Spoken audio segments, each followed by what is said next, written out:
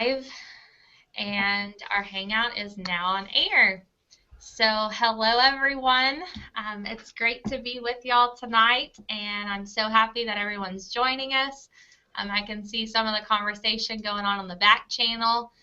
Before we begin, I'd like to know if y'all can hear us and just check in with y'all on the back channel. So, if you could, just reply back there and let us know that you can hear us.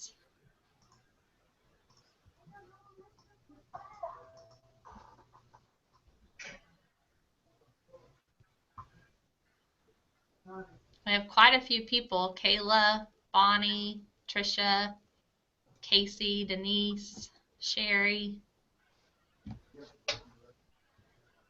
But I'm not hearing anyone or seeing anyone.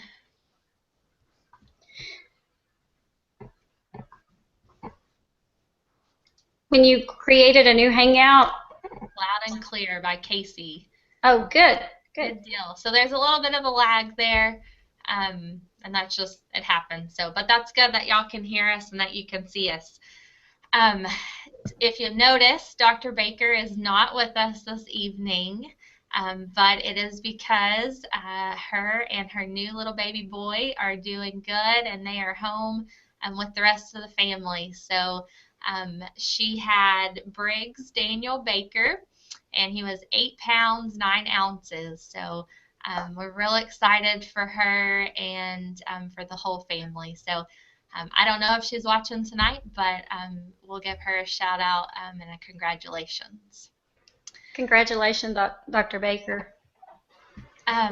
So we have with us 3 team leads. So we have Dawn, Sheila, and Brianna.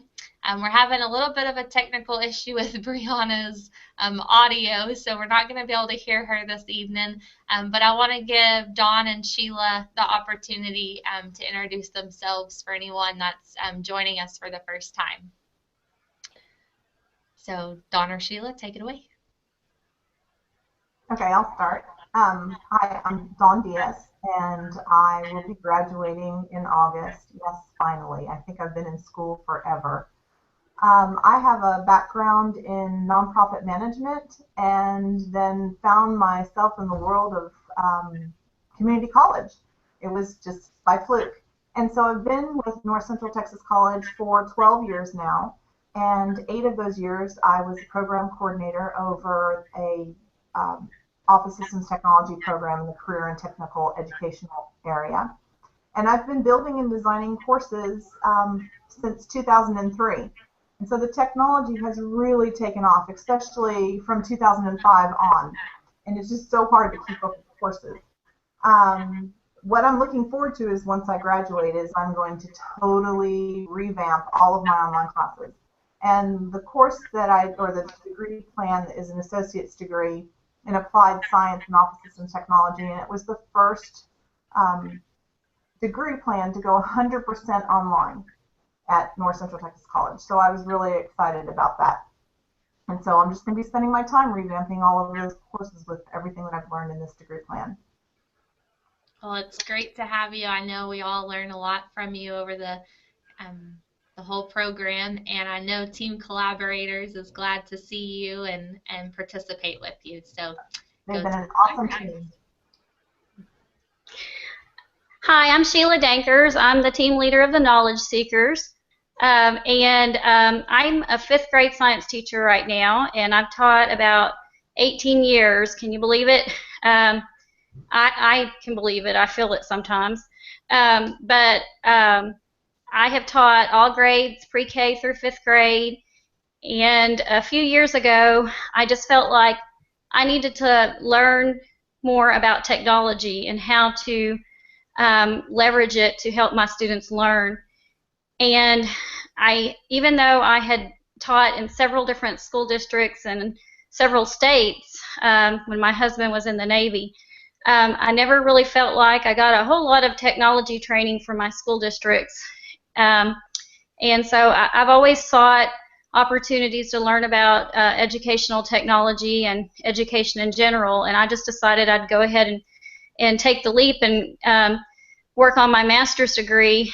And I'm so glad that I did, because I really feel like I have learned a lot that has helped me in the classroom, and I've been able to integrate technology into my science lessons, and my students have really benefited from that. I think it's really helped them become more engaged, and it's helped me become a better teacher. So I'm excited to be here tonight. Well, I'm excited to have both of you here, and I know that knowledge seekers are getting a lot of knowledge from you, and so it's just great to have both of you on the team this semester. So I see on the back channel everyone's wishing Dr. Baker and her baby boy and family the best, from Denise and Casey.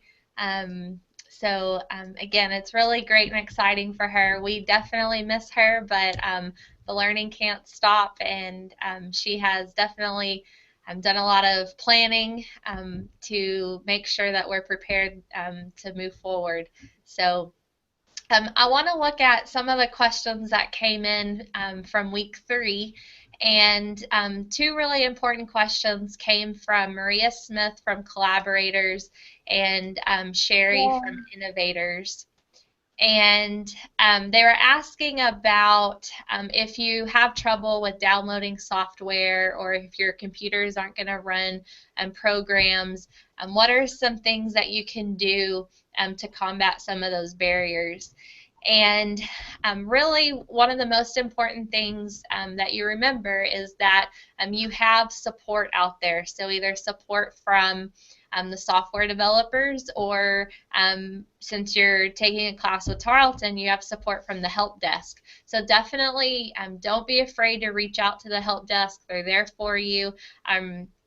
We'll do as much on our end as we can as far as team leads, and Dr. Baker's out, so myself, to help you get those programs up and running. But the help desk, they are trained to do that type of stuff.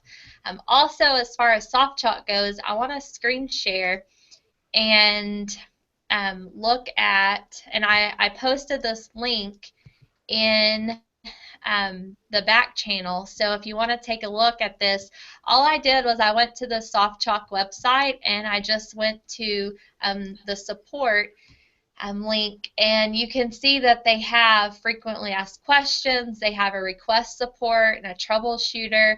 So they have resources prepared for you if you can't get things to work, especially with SoftChalk on your computer. So don't hesitate to reach out to them and request support, and also here at Tarleton with our help desk.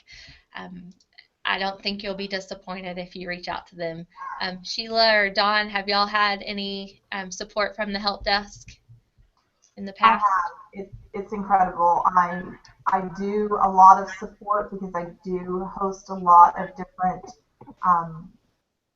apps and programs throughout my program when I teach my students.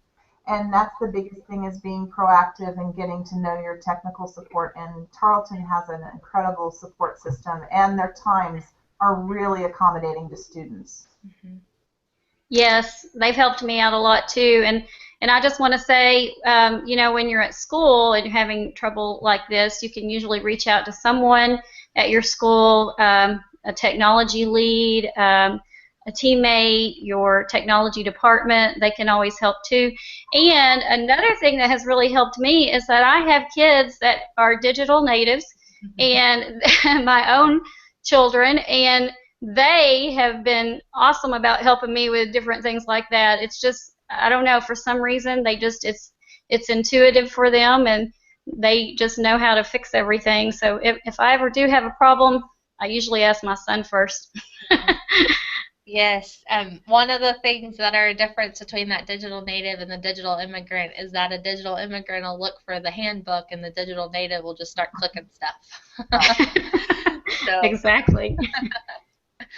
All right, so I hope that helps if you're out there listening, and hopefully if there's any more trouble, you can reach out to them and let us know early on as well.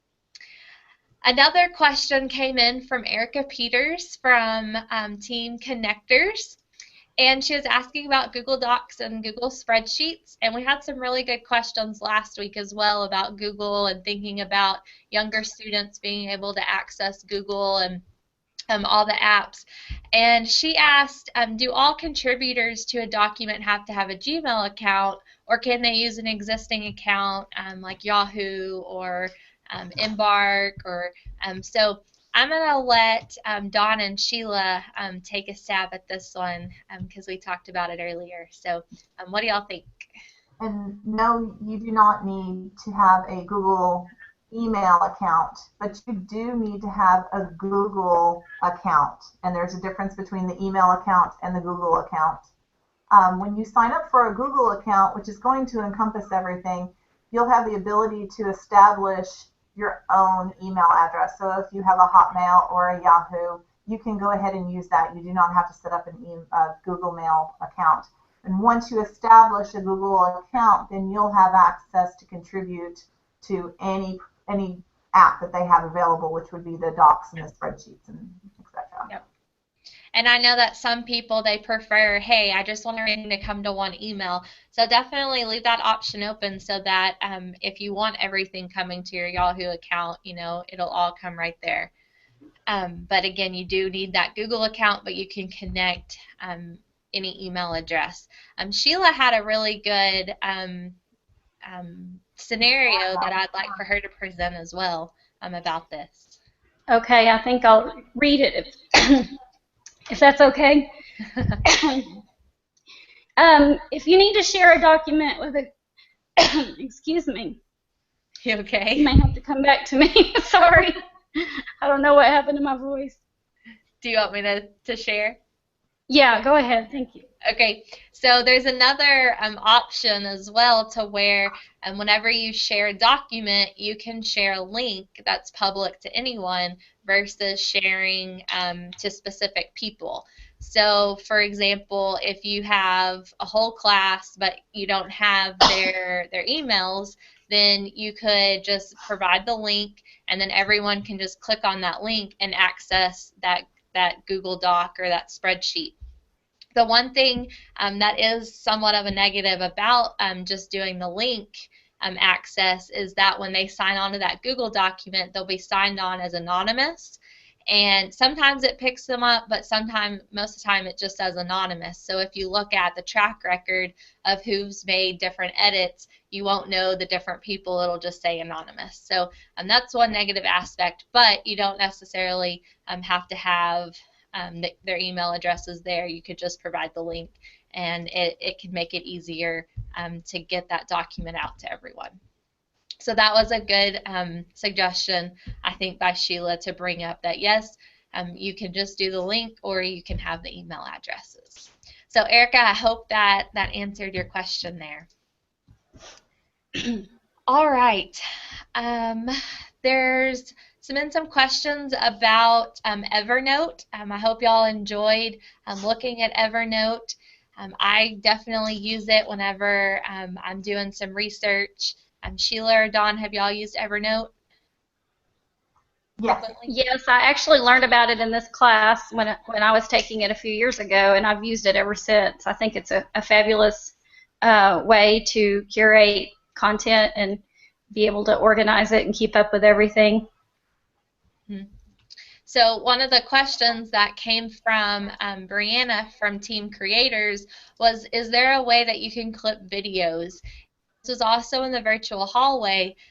You don't actually clip the video, but you clip the page that video is on, and so it's kind of like bookmarking that page, and then when you come back to that page, then your video will be there. Unless the author took that video off, the publisher took the video off, then the video won't be there anymore. But you clip the page that the video is on. And also wanted to say that the web clipper is there for text and images only, and that if you wanted to do a screen capture, you can do that for video clips. You can use Jing, Camtasia, Screener, Screencast-O-Matic. But you want to keep in mind the copyright laws, and I teach this to my students all the time, and the digital citizenship that we just went over. And when you're capturing videos, you need to take that into consideration. Is that a copyright infringement? But most videos that allow the sharing, such as most of your YouTube videos, will provide you with links or embed codes that you can use, so you know that it's safe and it's copyright protected, or they have it out there with the intent for you to share. That's a really good point. Really good point, Dawn. I'm looking back at our back channel. Gonna try and catch up here. And Denise mentioned, okay, so going back to Google and using the link scenario like Sheila presented, couldn't they just include their name on their response? And yes, they can. And that is a great workaround whenever it says anonymous. And I don't know why I didn't think about sharing that, but in one of my classes right now, I do have them accessing through links, and they put their name since it is anonymous. So thank you for bringing that up and bringing that to our attention. And then Tiffany, she's saying that Clifton ISD, they often use links, so anyone with that account. So that's great. Good deal. All right. So this is a really exciting question, and it came from Rachel from Team Creators. So we're kind of getting all over the board with all the teams, so that's good. But she asked, what are some of your go-to resources for teaching? And, you know, if you talk to a teacher, that's kind of a scary question, because I bet the teacher could talk for hours and hours about their favorite resources.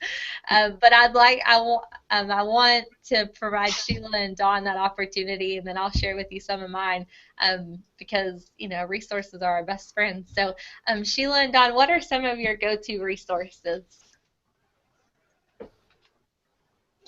Okay, I'll start. I love YouTube, of course. I think everybody does. But there are so many great resources that are ready to go, and you know, you can even modify. You can clip them. You can use a tool like Educanon or Edpuzzle to actually put questions on the video.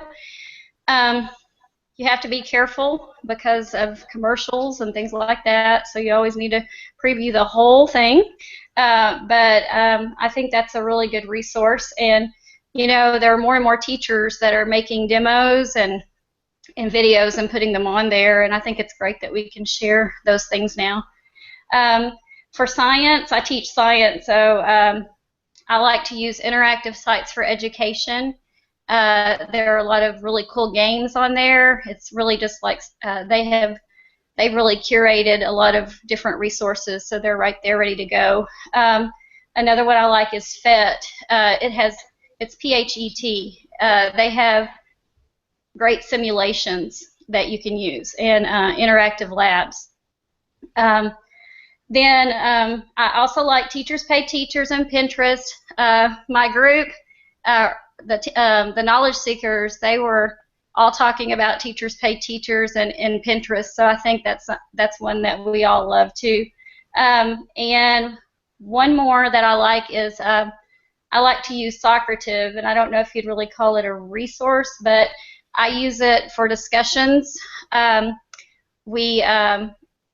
have the kids work in groups and discuss questions, the higher order thinking skills questions, and post their answers as a group, and then we discuss it as a whole class, so that they're getting that small group purposeful talk in there. And so those are some of my favorites, and of course I could go on, but I'll let Dawn go ahead and tell hers now. Well, I don't have as many because I'm teaching in the higher levels, and so where I get a lot of my ideas and my go-tos are at professional development conferences. And so I attend the Instructional Technology Council every year. I try to do the Texas Distance Learning Association.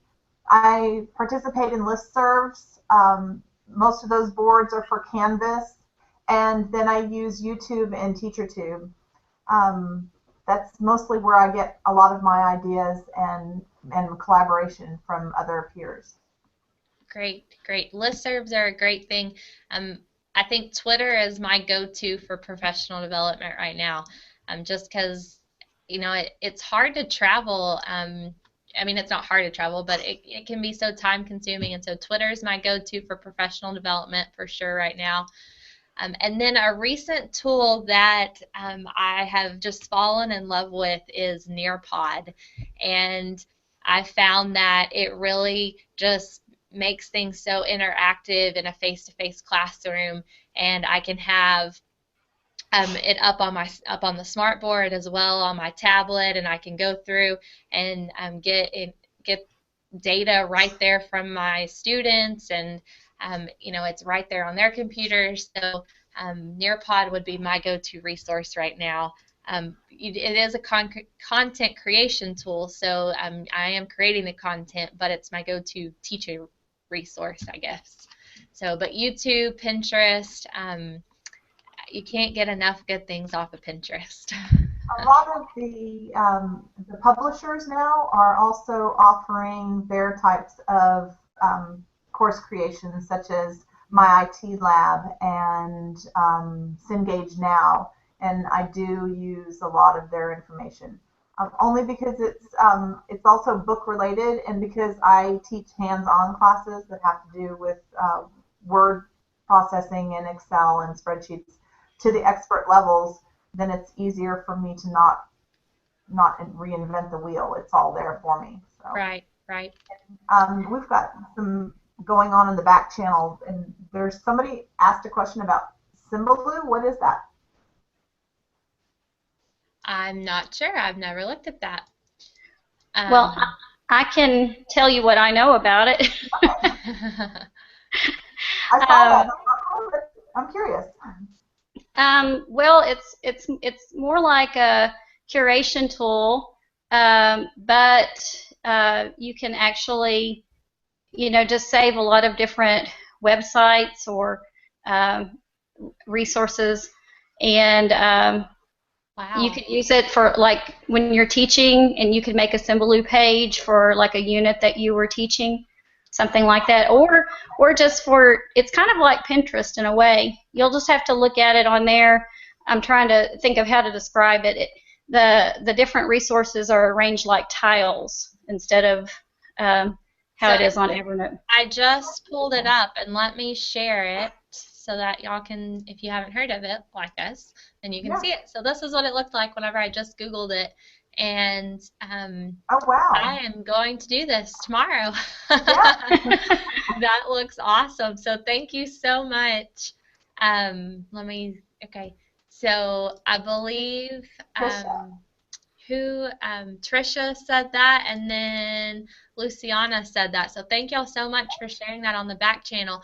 I will say that while we do not have a Symbaloo site, we do have a resource cheat sheet that will be coming to you tomorrow, and it's on Google. So I'll be sharing it with you in the virtual hallway. I'm on Twitter.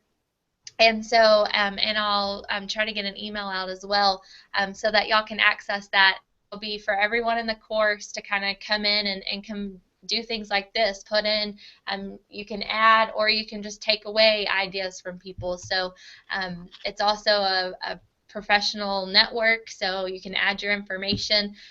So it's similar to the concept, but we've just made it up into Google Forms. So I'll be sending that out, and you'll have a lot of resources built up from the course that you can access. And then there was another one that was posted, Kahoot? Yes. Kahoot is kind of like Socrative, but it's has a more game show aspect, and I actually learned about it in some staff development last year, and we played it, and it was a lot of fun, even for the teachers. Yeah. And so, of course, kids love it too, and you just put your questions in there, and you can get formative assessment data from playing the game, and I think you can access it on any device, like phones, iPads, computers, whatever you have. I wanted to add one more thing while we're on this we were talking about resources, and I really didn't think about conferences that I attend, but I do want to kind of mention the CAST conference for any teachers who teach science like me. It's a really great opportunity. I learned so many wonderful things that I could use in my classroom last year. And it was in Dallas last year, but this year it will be in Fort Worth. And it's in November. And if you're interested, you can look up the conference information on the STAT website. Thank you for sharing that. And if you would, put that into the virtual hallway maybe, and also on that resource cheat sheet. Sure. All right, so we have just a short amount of time, but we had some really good questions. So I want to try to get a few more questions in, or maybe just one. Tanya from Team Innovators, she said, have you ever regretted anything you posted online? My wonder is that once the damage is done, how can we repair and restore our children from the damage? So there's a lot of resources out there about how to prevent, but once it happens, how do we restore? What are the steps that we do to rebuild that image on the web? So I think the old saying, proactive is better than being reactive. So we just have to teach our students, what to do and what not to do. And I believe it was Dawn, or maybe it was Sheila, that went back to Think. So do y'all want to kind of expand more on Think? Well, it's just Think, is it true? Is it helpful?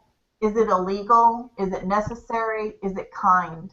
And I think the only way, I don't see any way of repairing the damage. All we can do is educate and prevent the damage from happening again. And if we keep the Think in mind and really hit home with our students, that we're going to be able to prevent a lot of damage from happening.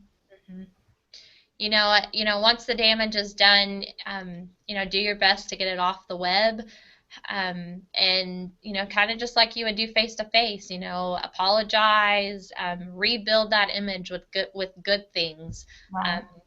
Counterbalance it with, if you have one bad thing, do 20 good things. So just do what you would do, I guess, face-to-face, and just try to rebuild that image as best you can.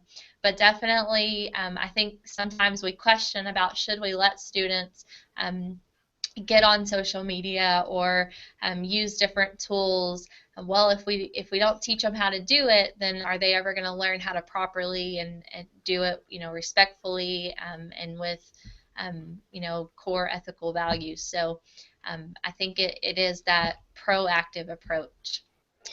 And Dr. Collier, they're going to be doing it anyway. Like, I've learned about social media tools that I didn't know about from my students. Like right now, the thing is Snapchat in 5th grade.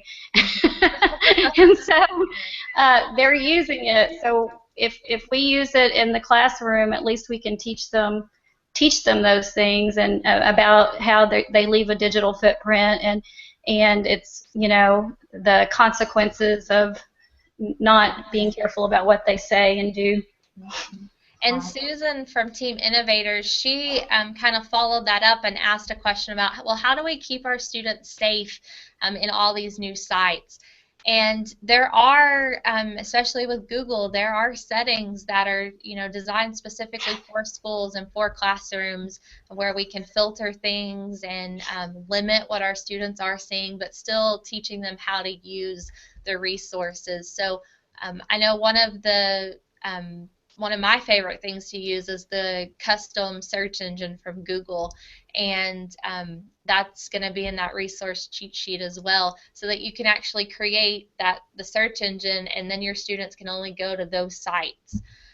Do y'all have any other comments about keeping students safe? Well, to stay safe from strangers, just like you teach them in person to be careful about strangers, you need to teach them not to give out personal information, and then use safe tools in the classroom, like KidBlog and Twiducate, and instead of social media tools like Facebook, where you can't really control those as much. So I think that's a good idea. Those are good, really good resources. So we are a little bit over time.